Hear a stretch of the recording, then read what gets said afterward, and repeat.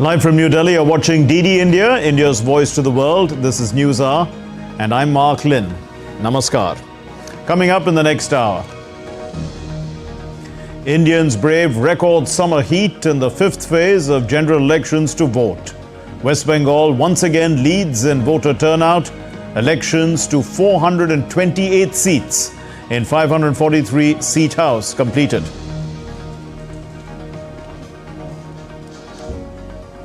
Condolences pour in as Iran mourns the tragic deaths of President Raisi and Foreign Minister Amir Abdullahian in a helicopter crash on the 19th of May. India declares a day of mourning on the 21st of May.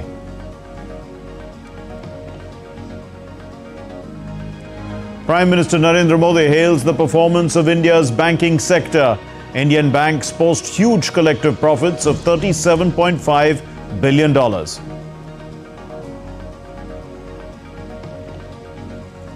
And Manchester City breaks a 136-year-old record, defeats West Ham to clinch the Premier League title for a fourth consecutive season.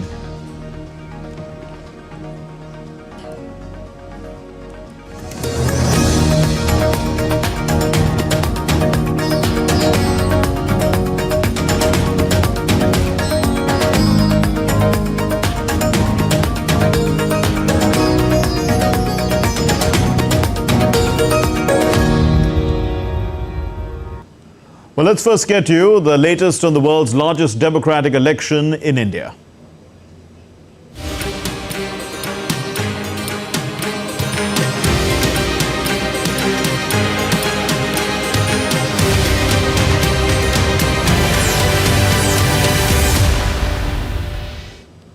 Voting for the fifth phase of India's general elections in 49 constituencies across 6 states and 2 union territories came to a close on Monday evening.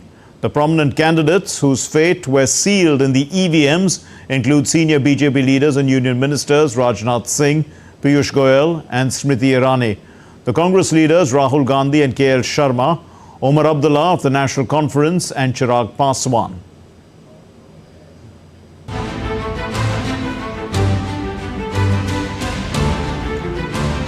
Long queues were seen at different polling stations across 6 states and 2 union territories where voting for the fifth phase of elections concluded in the evening on Monday. Noticeable enthusiasm was seen among the youth and women voters.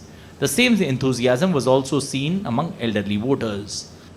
I was very excited, and since it's my first time that I'm casting my vote for a Lok Sabha election, and it was a very nice experience, and I would request every voter to go out and vote, and let's hope for the best, and may the best person win. I look forward to employment, better development for this country. The voter turnout in Ladakh was very encouraging, which went to polls for the first time after becoming a union territory. A huge crowd of voters was also seen at the polling stations in Leh and Kargil.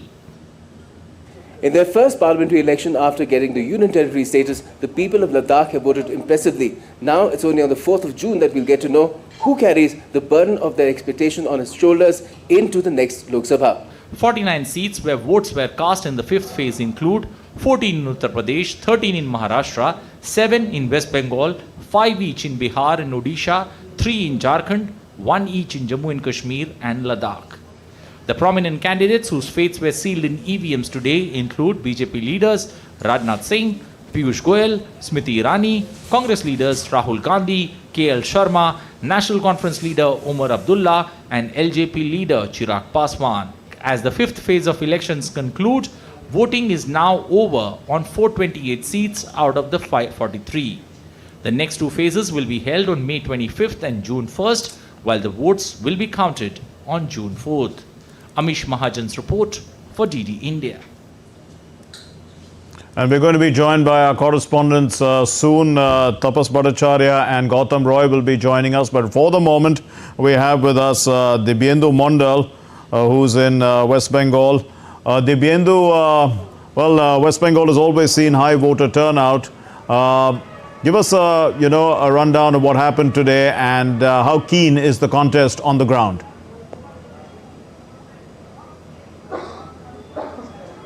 Well, Mark, absolutely right. You know, West Bengal have always seen a very high voter turnout in every elections. This time also, the voter turnout have been recorded till 5 p.m. as 75%, which is likely to increase to about 80%. So the voter turnout has been good. The people were seen queuing up in the polling booths since morning, braving both the heat and the rain and a storm that hit West Bengal in the afternoon. But despite the rain, the heat, the humidity here, people were seen queuing up. I have been to multiple booths around in this particular Lok Sabha constituency of Bangaon where I am, and in every constituency, I beg your pardon, in every booth, I have seen that there have been queues all through the day since 7 a.m. in the morning till about 4:30 in the evening. So you can understand the enthusiasm, you can understand the excitement amongst the voters that have queued up here since morning. So of course, West Bengal is a politically active and aware state where electorate would leave everything aside to go and cast their vote. So that's how important voting is for the people of West Bengal.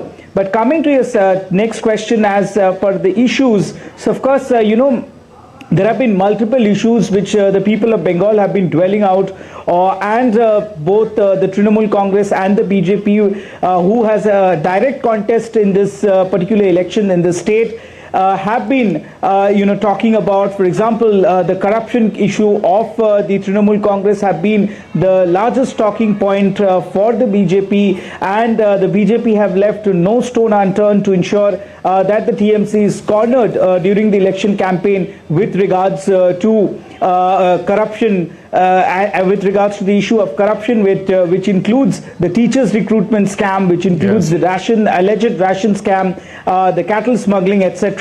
So also the Trinamool Congress have been attacking the BJP on issues of unemployment, on issues of not fulfilling certain demands of the state, and also of the controversial issue of the state stopping the funds of Manrega and the Pradhan Mantri Awas Yojana for the state of West Bengal. So of course, many issues on the ground. We have seen very, mostly a peaceful election. There have been some stray incidents of violence in different parts of the place of the constituencies which had gone to poll in this particular phase of election. Back to you, Mark. Right, let's go across to Tapas. I can see him on the screen. Tapas Bhattacharya is joining us from Lucknow in Uttar Pradesh.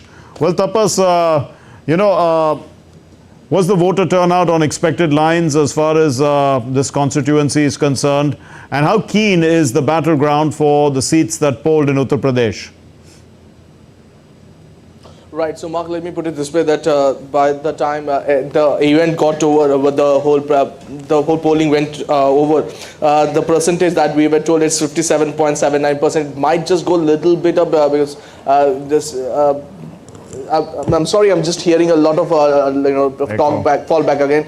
So just to say, I'm trying to put here is that it's 57.79% the voting took place, and the only glitch is that it's an average of the 14 parliamentary constituency, but in Lucknow the number is actually quite less. In fact, number is quite low in Lucknow. It's 52.03. So in terms of the perception,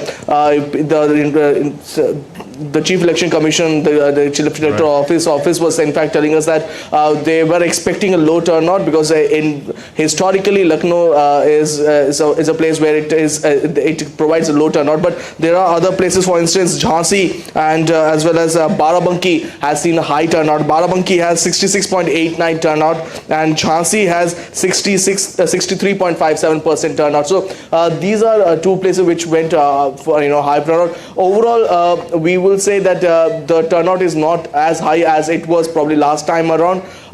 Also, there were 14 parliamentary constituencies that went to the polls this time. Last time, out of the 14 parliamentary constituencies, 13 were with BJP. Only one, Raebareli, went to the Congress. So BJP won't like to repeat the same, momentum. They won't like to win all the seats, because remember, they are talking about 400 seats in this particular, 400 seats in this particular Lok Sabha election. Yes. Now, if you have to have 400 seats, you need to have at least a big chunk of seats from UP. UP has 80 seats per se. In fact, the fifth, the phase where we just finished, 5th, 6th, and 7th polls will have 41 seats in total. Now, out of the 41, which we would like to win as many as possible. Last time also they had in 2019 they won 62 seats. In 2014 they had 71 seats. So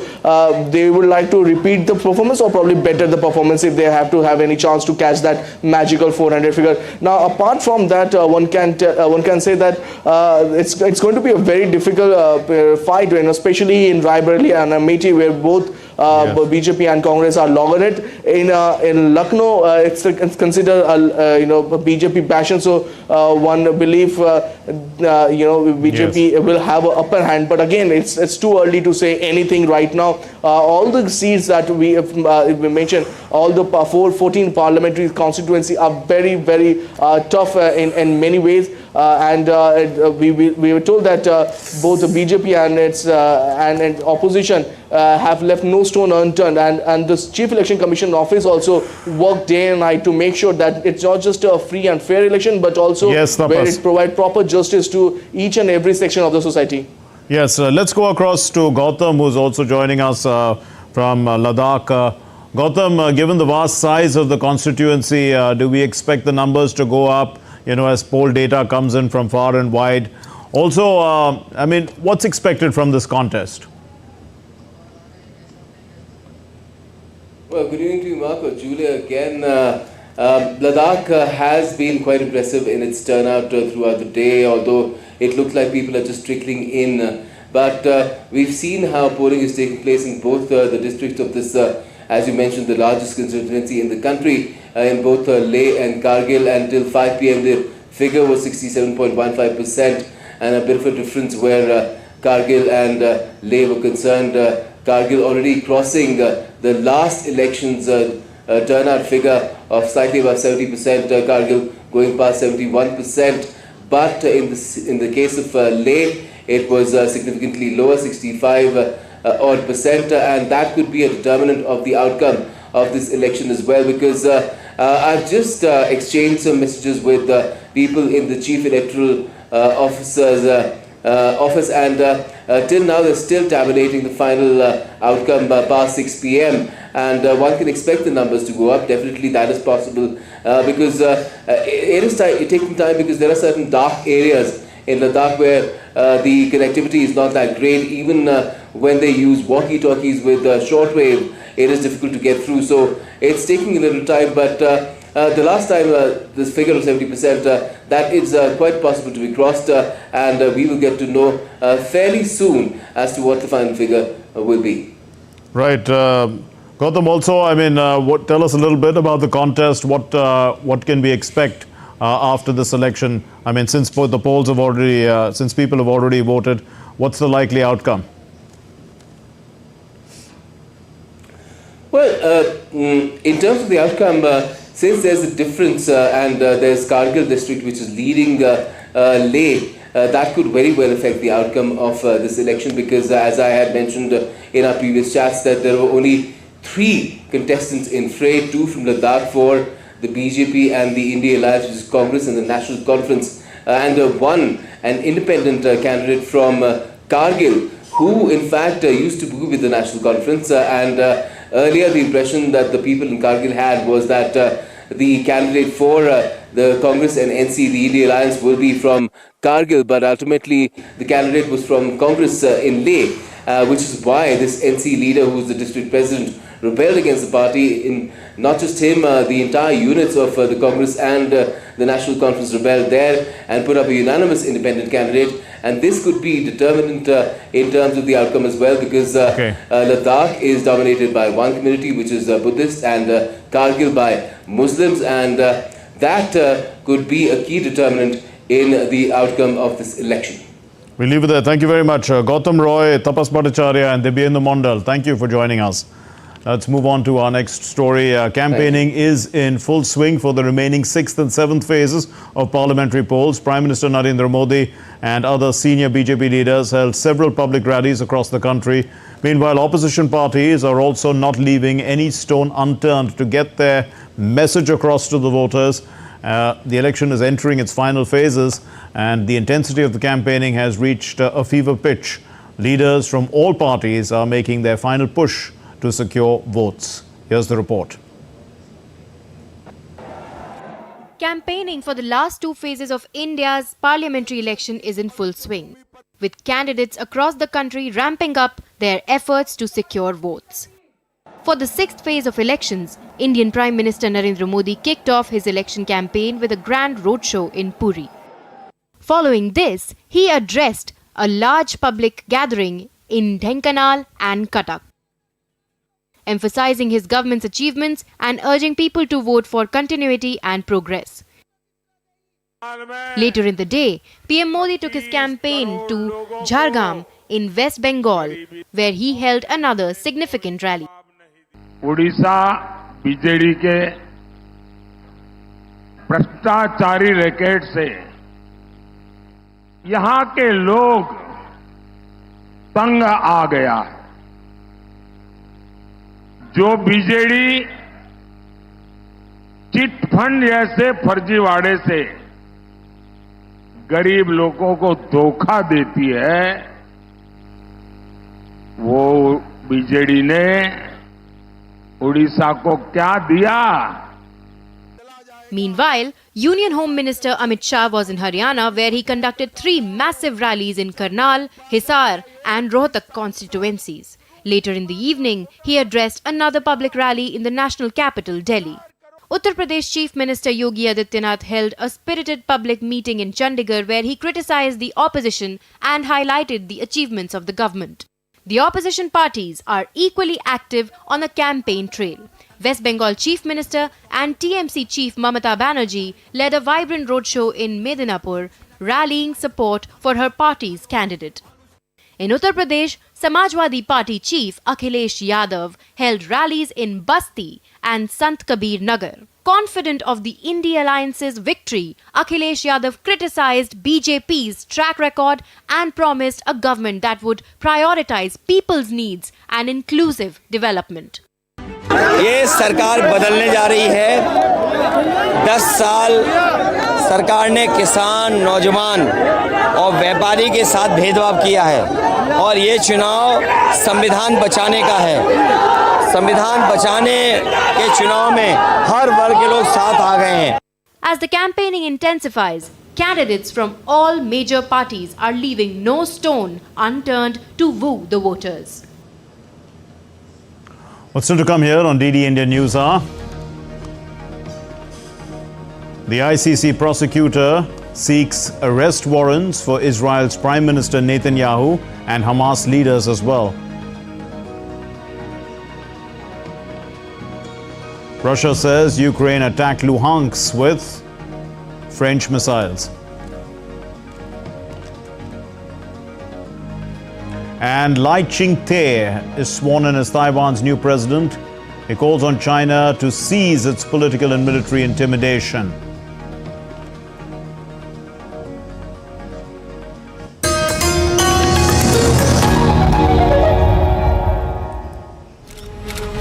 Versus facts.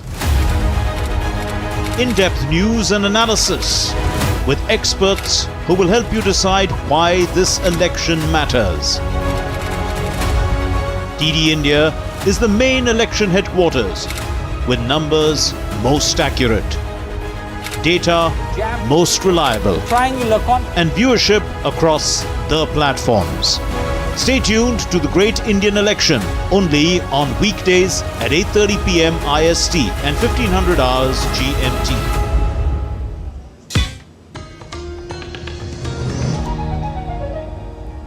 You're watching DD India News Hour. I'm Mark Lin. Israeli officials are accusing the International Criminal Court of emboldening terrorists after the chief prosecutor Karim Khan announced he's seeking arrest warrants of the Prime Minister and the Defense Minister along with Hamas officials. Sarah Coates has more from Tel Aviv. Furious reactions are pouring in the wake of that announcement by the ICC Chief Prosecutor Karim Khan that he's seeking arrest warrants for the Israeli Prime Minister Benjamin Netanyahu, also the Defence Minister Yoav Gallant and 3 senior Hamas officials. Well, we've heard from War Cabinet member Benny Gantz, who's a fierce political rival of Benjamin Netanyahu. He is accusing the ICC of moral blindness, while another senior official here has come out to say that this is a global disgrace and embarrassing on an international level.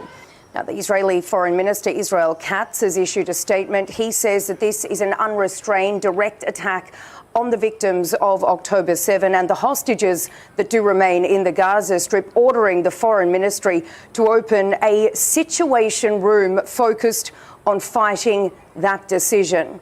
Now, as the Israeli leadership is in panic mode here in Israel, protests are escalating right around the country. A little earlier today, an opening summer session at the Knesset, the Israeli parliament, was disrupted when a number of these hostage families actually made their way in, clashing with lawmakers saying, "You're here after a break, but our hostages are still in Gaza."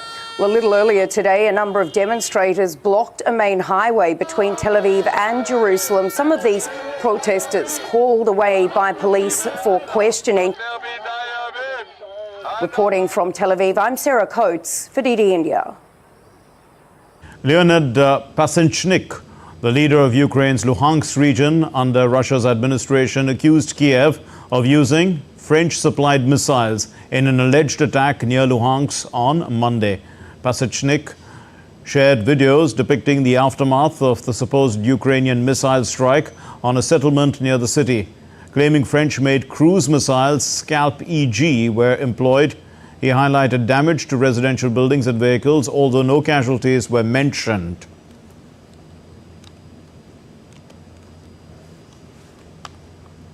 Iranians are in mourning after President Ebrahim Raisi was confirmed dead on Monday when search and rescue teams found his crashed helicopter in a fog-shrouded western mountain region of Azerbaijan.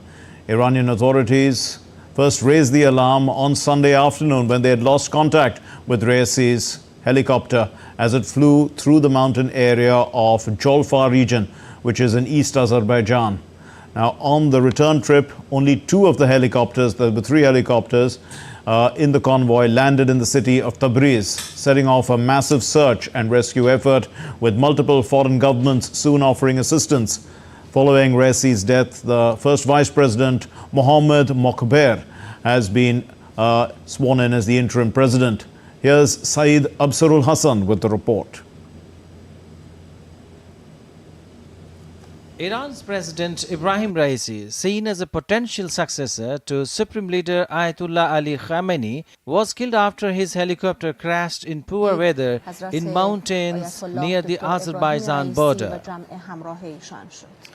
The charred wreckage of the helicopter, which crashed on Sunday, carrying Raisi, Foreign Minister Hosni Amir Abdullahian, and 6 other passengers and crew, was found early on Monday after an overnight search in bizarre conditions. Supreme Leader Ayatollah Ali Khamenei, who holds ultimate power, says First Vice President Mohammad Mokhber would take over as interim president. Subsequently, Iran's First Vice President Mohammad Mokhber led a cabinet meeting following the death of President Raisi. This is a serious incident for all of us. It is sad and upsetting. But in the interests of our country and our people, we won't have any disruption. The country will continue moving forward under this leadership. Everyone should continue on with their roles despite this incident. In no way will this tragic incident interfere with the government and running of our country. Messages of condolences poured in from Iran's regional neighbors and allies, including the leaders of Saudi Arabia, Syria, Egypt, the United Arab Emirates, Qatar, Jordan, Iraq, India and Pakistan. India has announced one-day mourning in the country. India's Prime Minister Narendra Modi said he was deeply saddened and shocked. He added that Raisi's contribution to strengthening India-Iran bilateral relationship will always be remembered. UAE President Mohammed bin Zayed Al Nahyan said that his country stood in solidarity with Iran in this difficult time. There was less reaction from Western capitals, though the European Union and Japan expressed condolences. Russian President Vladimir Putin called Raisi a true friend of Russia. The crash come at a time of growing dissent within Iran over an array of political, social and economic crises. Iran's cleric rulers face international pressure over Tehran's disputed nuclear program and its deepening military ties with Russia during the war in Ukraine and growing Middle East crisis. Sayyid Absarul Hassan for DT India. Iran's President Ebrahim Raisi. Well, DD India's Stuart Smith now joins us with more from Baghdad in neighboring Iraq. Well, Stuart, to what extent is this tragedy being blamed on prolonged sanctions against Iran?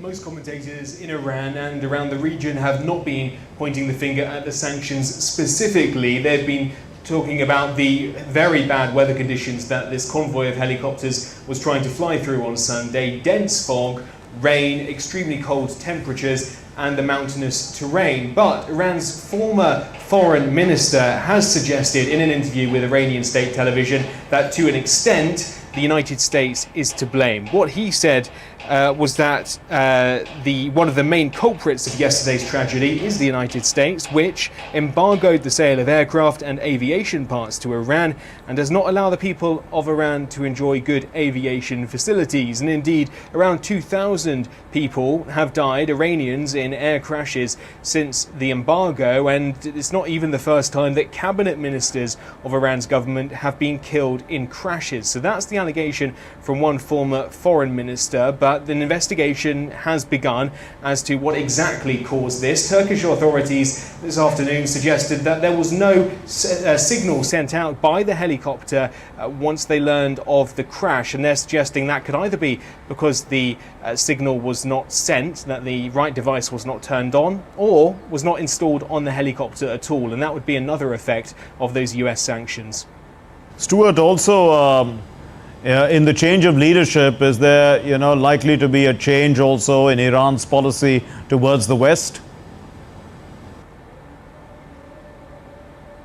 Yeah, so for now, the vice president is taking the role of president while these elections are arranged over the next 50 days. Once a shortlist of candidates has been approved by officials and high-ranking government figures in Iran, then there will be an election. And that is part of the answer to this question as to whether Iran will change its foreign policy and its strategy on the global stage. Everyone will be vetted, in effect, by the existing status quo in Iran. Of course, the supreme leader, the highest official in Iran, is still alive and still in control, and so it's not expected a new president would drastically change things. Indeed, the former, now deceased president was himself very loyal to the supreme leader and largely followed what the supreme leader wanted. It's expected that will be the same for any new president, and as such, a similar attitude towards foreign policy, distancing itself from the United States, a desire to have freedom when it comes to making decisions on nuclear power, nuclear energy,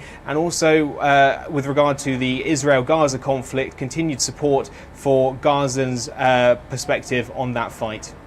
Stuart Smith in Baghdad, thanks very much. Moving on, the former US President Donald Trump's former aide, Michael Cohen, testified on Monday that he stole money from the Trump company. This is an admission that could chip away at his credibility as a star witness at the former US President's hush money trial. Questioned by Trump's team, Cohen acknowledged stealing from the Trump organization by including a reimbursement to a technology company in his bonus package and pocketing most of the money. Cohen also said that he paid roughly $20,000 US of the $50,000 that Trump's company owed to the tech company in cash, handing it off in a brown paper bag to his office. And he said that he kept the rest, and he was reimbursed $100,000 total by the Trump organization for that payment. Let's take a look at other stories making news around the world. South Africa's former President Jacob Zuma is barred from contesting for parliament. The country's top court has ruled on Monday. The Constitutional Court found Zuma's 15-month jail sentence for contempt of court in 2021 and disqualified him from standing in the May 29 election.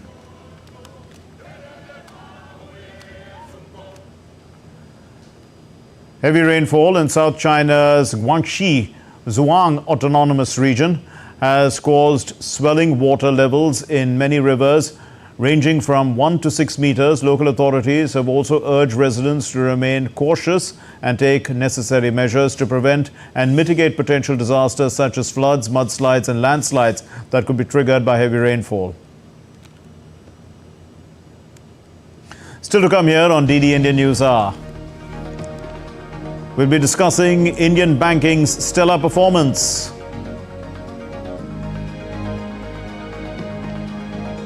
Assange gets relief from a UK High Court.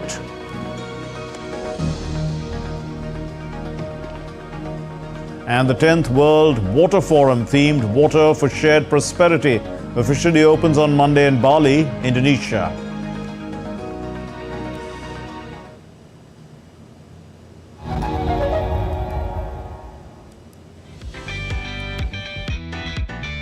We are in Cannes, the famous city on the French Riviera. The 77th edition of the Cannes Film Festival is here. So soak into 12 days of world cinema and the hottest fashion trends. The famous 24 steps leading to the Palais des Festivals, where most of the cinema at this festival is screened, are beckoning. Join me, Munmun Bhattacharya, as I take you through all the buzz around the festival and on India's participation in it, only on DD India.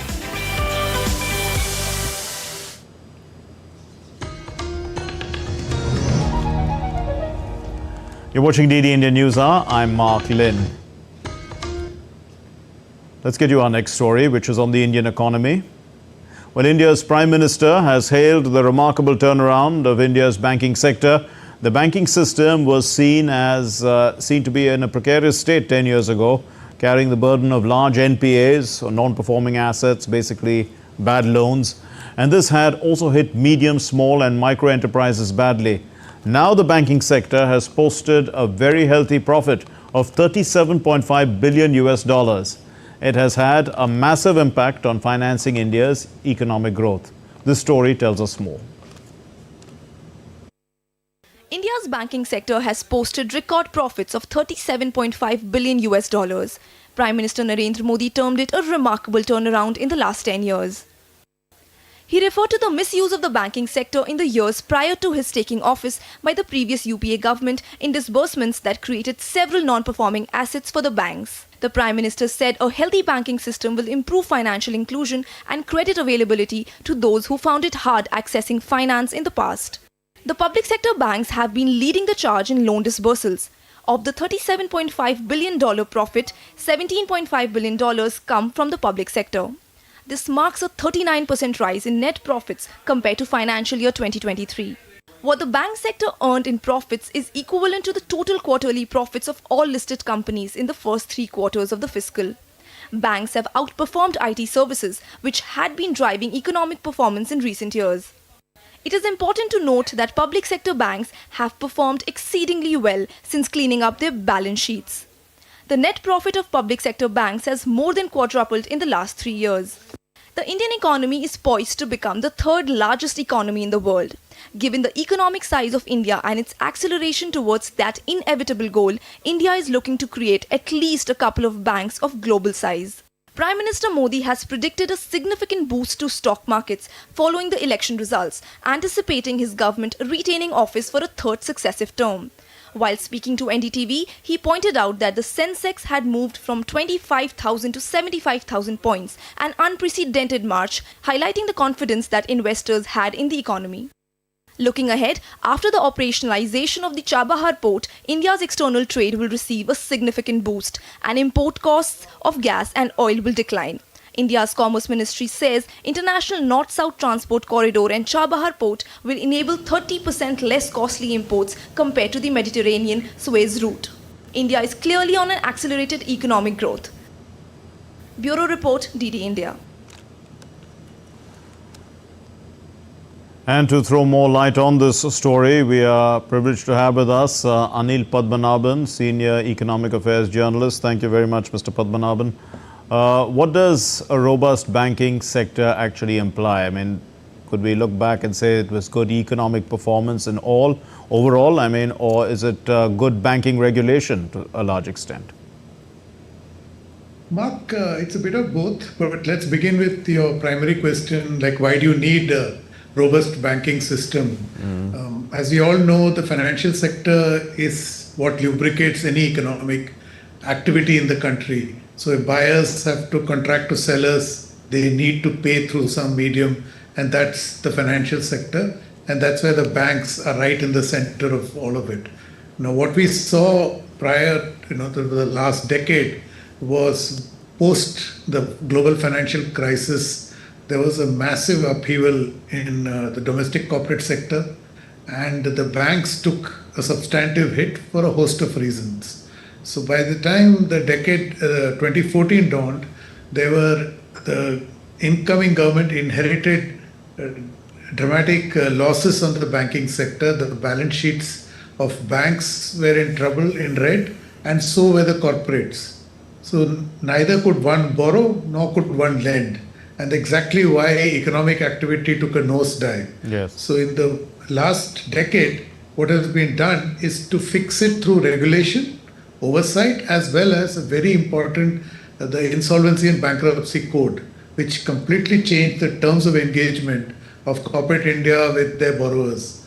It's no longer a case where a borrower can take money and not return it and then string banks along and ruin their balance sheets. Now it can be turned over to an agency which will examine the pros and cons and decide to bring in a new owner, as we have seen in so many instances in the last decade. So a combination of this is what has fixed the banking system in the last decade. Mr. Padmanabhan, also, how does a profit of, let's say, $17.5 billion for the PSBs help government expenditure? See, it doesn't, there are dividends that accrue to the government, so in that sense they get some revenue receipts, but most importantly, the bank's balance sheet are now in an excellent position for them to lend. And unless you lend, you cannot grow an economy. Every economy needs credit.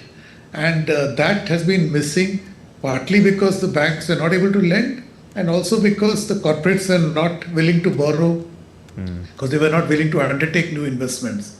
But we are beginning to see a change in those circumstances. We are seeing green shoots plus brownfield projects looking to expand capacities as the economy gains momentum. So this is the moment where banks need to have a good balance sheet. So healthy profits are an excellent launch pad for them to start extending credit in the economy, which is a lifeline for investments.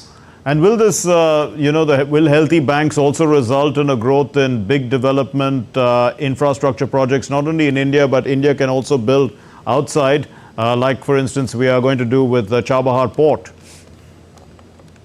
See, Mark, the problem with infrastructure projects is it's of long duration. So they have enormous gestation. An average period would be 15 to 20 years. Banks don't and cannot take such long-term exposure. So they can come in at lesser gestation projects, but the larger infrastructure projects will have to be done by specialized institutions. There are several of them the government has created, and those are the guys who will take the load on that. But yes, in working capital, in credit for less than, say, 7 years, which is a normal average exposure that banks can take, is where the banks will operate. So Chabahar and projects of that massive range of investments are not where the banks are going to enter, only as probably, as a partner in a larger credit consortium. But they cannot be the primary movers of credit for big infrastructure projects. Also, can we expect more consolidation then in the banks to create what the finance minister was saying? We need, a few globally competitive large banks. See, Mark, that in theory, that's a fantastic idea, because you do need fewer banks with bigger balance sheets who can take bigger risks. But we have to look at the reality of circumstances. It's not easy.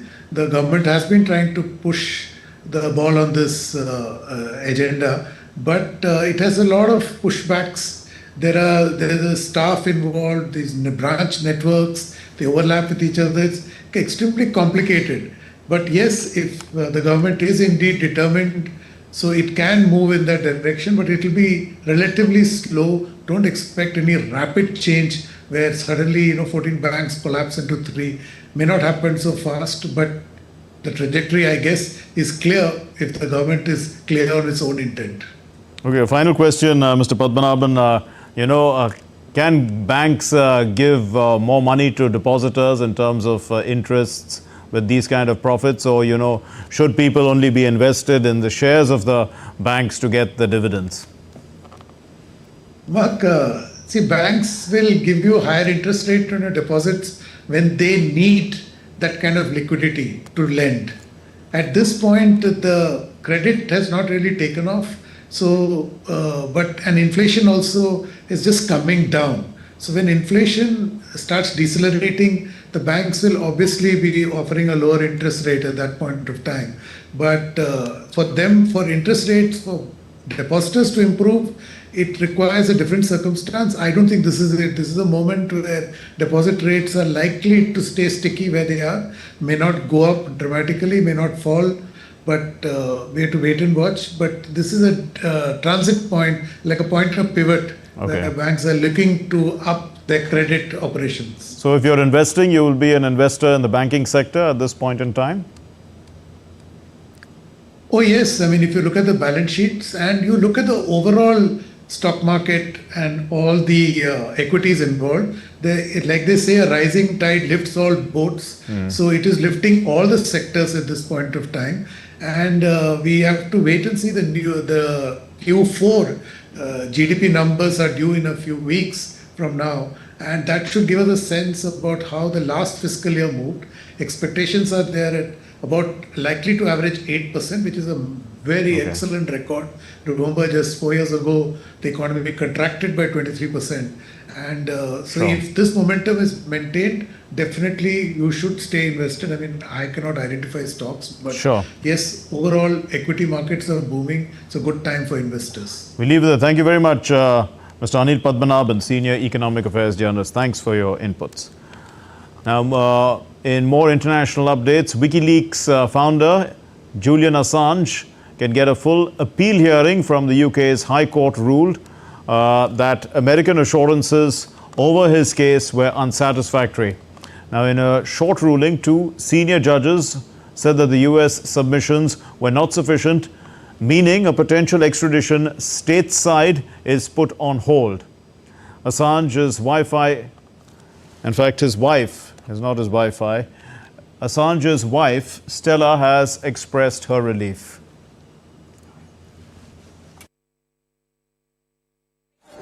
Decision. We spent a long time hearing the United States putting lipstick on a pig, but the judges did not fly it. As a family, we are relieved. Fuck off me! As a family, we are relieved. But how long can this go on? The United States should read the situation and drop this case now. Now is the moment to do it. Well, Julian Assange is fighting an extradition order that he be sent to the United States to stand trial for leaking military secrets. The decision on Monday means that he'll be able to challenge the US's assurances over how his prospective trial would be conducted. And DD India's Ollie Barrett sent us this report from London. Well, Julian Assange's legal team say that they believe it will be probably months before that appeal hearing is heard. They will need, of course, time to put their case together, but it does mean that until that point, Julian Assange will be staying in the United Kingdom and will be expected to stay in custody over that period as well. As you say, this would have been the last legal avenue in the UK that would have been available to Julian Assange and his legal team if this decision hadn't gone their way. We do know, though, from his supporters that if the judges hadn't granted him right to appeal and had said that the extradition should go ahead, that he was going to try and take his case to the European Court of Human Rights to get an injunction in place to stop extradition, although his supporters were also saying that they worried that actually if he lost this hearing today, the UK authorities may have put him on a plane very quickly indeed, too quickly, they feared, to take that case to the European courts. So several more months at least Julian Assange will be in the United Kingdom unless the United States were to have a change of heart and drop the case. Shifting focus now to the Asia-Pacific, William Lai Ching-te has been sworn in as Taiwan's president on Monday, marking the start of a historic third consecutive term for the island's ruling Democratic Progressive Party. In his inauguration speech, Lai called for China to cease its actions in the Taiwan Strait and to help Taiwan to maintain peace in the strait. Lai has also reiterated a call for talks with China. Beijing claims that Taiwan as its own. They've claimed that, and they want it to be reunited by force if necessary. I hope that China will face the reality of the Republic of China's existence, respect of the choices of the people of Taiwan, and in good faith choose dialogue over confrontation, exchange over containment, and under the principles of parity and dignity, engage in cooperation with the legal government chosen by Taiwan's people. This can start from the resumption of tourism on a reciprocal basis and enrollment of degree students in Taiwanese institutions. Let us together pursue peace and mutual prosperity. The 10th World Water Forum. It's themed Water for Shared Prosperity. It officially kicked off on Monday in Bali in Indonesia. The opening ceremony saw the participation of global officials and UN representatives. They focused on critical issues like water conservation, clean water and sanitation. The World Water Forum will run until May 25 as hundreds of international participants join the conference to address global water and sanitation challenges.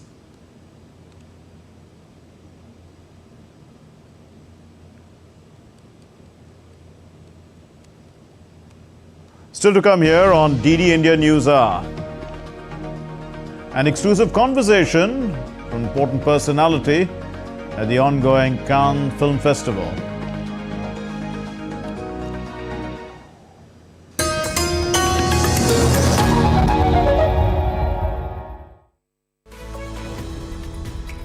We just don't bring you the news as it unfolds. We get to the heart of the matter. We don't just present facts, we demystify complex social, political and economic events. We break stories that shape the world's present and future because you deserve the truth. I am Tanvi Taneja from New Delhi. I'm Ollie Barrett from London. I'm Nick Harper from Washington, D.C. Join us on DD India Global Monday to Friday at these times.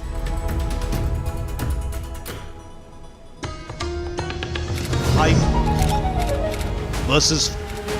You're watching Facts. DD India News Hour. I'm Mark Lynn. Let's continue. The third edition of the Electric Vehicles Innovation Summit kicked off on Monday at the Abu Dhabi National Exhibition Centre, marking a pivotal moment in MENA's region, the drive towards sustainable transportation.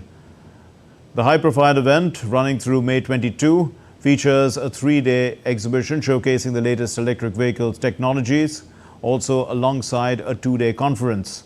Attendees have a rare opportunity to test drive cutting-edge EVs and also experience their rapid acceleration and silent operation firsthand.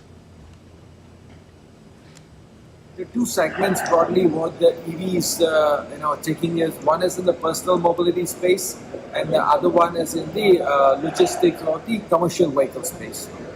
We see much faster transition happening in the commercial vehicle space than in the mobility space, although the personal mobility is catching up as well.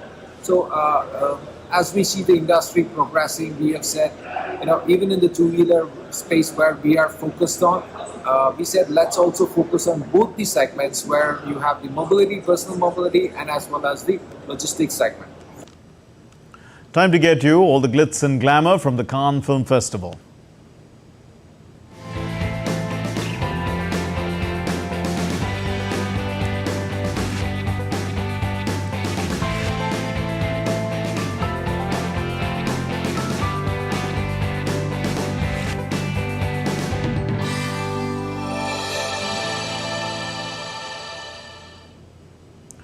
Oscar, BAFTA, Golden Globe and Grammy-winning music composer A.R. Rahman unveiled the musical documentary Headhunting to Beatboxing. It was produced by him at the Bharat Pavilion in Cannes, and this documentary is about the story of a tribe in the northeast of India, engulfed in the depths of violence and bloodshed. The tribe resurrects itself through the healing power of music and emerges through a musical renaissance. Well, DD India's Munmun Bhattacharya spoke to A.R. Rahman, the director and executive producer, also in the government of Nagaland. Let's take a look. The makers of Headhunting to Beatboxing, a documentary that has come out with the support of the government of Nagaland, are here with us. Music maestro, Oscar winner, A.R. Rahman doesn't need an introduction. Mr. Mehta, Mr. Meru from the government of Nagaland, they are executive producers of the documentary, and Rohit Gupta, director of the documentary. Welcome all of you to DD India. Mr. Rahman, I'll begin with you. Producer of the documentary, I'm not doing music for this. Yes. I felt like it was a very compelling subject to be told to the world and very inspiring. So, absolutely. Tell us about the support of the government of Nagaland. How did you decide to support it? Oh, actually, we had Dr. A.R. Rahman visit us during the Hornbill Festival, the legendary Hornbill Festival, and he came up with this idea that why don't we make a film, why don't we work audio-visual, and we had to be part of it. We're very excited about it, and our Chief Minister was so excited to partner with him. So we're grateful to him, and Rohit has done a fantastic job. I think this story is going to tell a new narrative about Nagas to the world. Yes. So how was your experience directing the documentary? It was an incredible experience. I was like an Alice in Wonderland when I went there. So it took us 5 years to come around with this whole story. Very inspiring. The transformation is incredible. You guys have to see the film eventually to know what we've managed to capture. Definitely. Tell us more about the kind of support that the government of Nagaland has given to this documentary. Sir has already said a lot about the Chief Minister and what the state has done. But I really want to thank all the musicians who were part of this, as part of the whole gang, to bring out their best and to really follow Sir's vision and direction, and with Rohit's help, and I think they've done an incredible job, and that's the kind of support that that they're bringing. Of course, at the end of the day, being backed by the state is a huge encouragement and inspiration for all the young people in Nagaland. From music to filmmaking, film production, how has the transition been? Are you enjoying it? I think it's all part of music. Sometimes you give back. So, people have lifted me up, and sometimes it's right to spot what needs to be shown to the world to inspire. India is such a vast, multicultural, diverse kind of a place where, so I think this will put Nagaland back to the map, and we're all proud. And also it makes us commercial projects get inclusivity, In my movie, in 99 songs I'd used Shillong as a base. Part of the movie was based on Shillong, and I have this soft corner for the Northeast. You were here for Les Masques last time around. We've also seen you walk down the red carpet. How does it feel to be back at the Bharat Pavilion?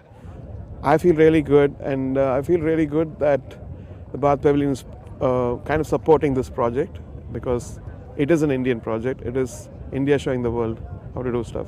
Well, thank you so much for speaking to us on DD India. So that was a conversation with the makers of a documentary. Expectations are high since A.R. Rahman and the government of Nagaland are associated with it. With cameraman YK Loknath, this is Munmun Bhattacharya from Cannes for DD India.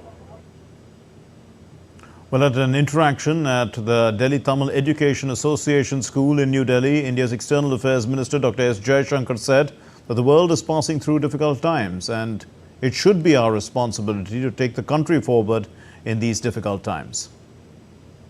The world is today looking very difficult. There is a war in Ukraine. There are issues with Israel, Gaza, Israel, Iran. You asked about Chabahar. Our own borders. We have issues with China in the north, Pakistan. There is the cross-border terrorism issue. There in Asia, South China Sea, a lot of other tensions. And in all of that, the economic situation of the world is very difficult. And why I say this is, it's very important when we look at the future that we think of how to take India safely through a storm. Manchester City won an unprecedented fourth straight English top-flight title with a 3-1 win over West Ham United on Sunday. Phil Foden scored 2 early goals at an expectant Etihad Stadium to put his side on the brink of the title before Mohamed Kudus pulled one back with a spectacular overhead kick. But Rodri struck just before the hour to restore City's 2-goal cushion, and the home side rarely looked troubled as they coasted to the win. City, which has now won 6 titles in 7 years, stands alone as the only English team to have won 4 straight top-flight titles. That's all we have in this edition of DD India News Hour. Let's know your thoughts on the news of the day. And for those of you on the go, you can get the latest news and updates from India and across the world on the DD India mobile app. The app is available both on Android and iOS platforms. Scan the QR code on the screen and download it now. We'll be back with more news as it breaks here on DD India. My name is Mark Lin. From all of us here in Delhi, thanks very much for watching DD India News Hour. Namaskar.